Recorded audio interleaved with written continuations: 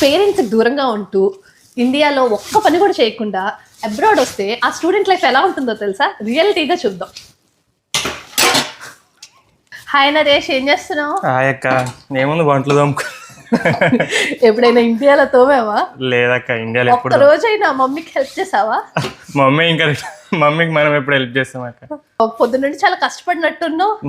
అసలు ఎంత కష్టం ఇలా ఇంట్లో పని అవ్వని, ఇంకా college assignments, part time job, ఎంత కష్టం? ఈజీయేనా? దూరం తీరిపోతుంది అక్క. చెప్పుకోలేం బయట, కానీ చాలా కష్టం.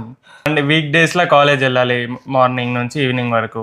అప్పుడే మనకు షిఫ్ట్ ఉంటే నార్మల్ షిఫ్ట్ చేసుకోవాలి. వచ్చి నిన్న ఒక అసైన్మెంట్ ఉండే, మొన్న ఒక అసైన్మెంట్, నైట్ 1 అయింది చేసుకునే వరకు.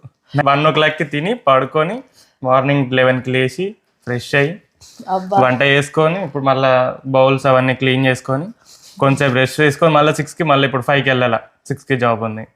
అంతే. అన్నిటికంటే టఫెస్ట్ ఫేజ్ ఈ స్టూడెంట్ ఫేజే. వన్స్ ఈ స్టూడెంట్ అయిపోయింది అని అంటే the life will be amazing. సరే, అయితే పనిలో పని ఇది కూడా దోమే.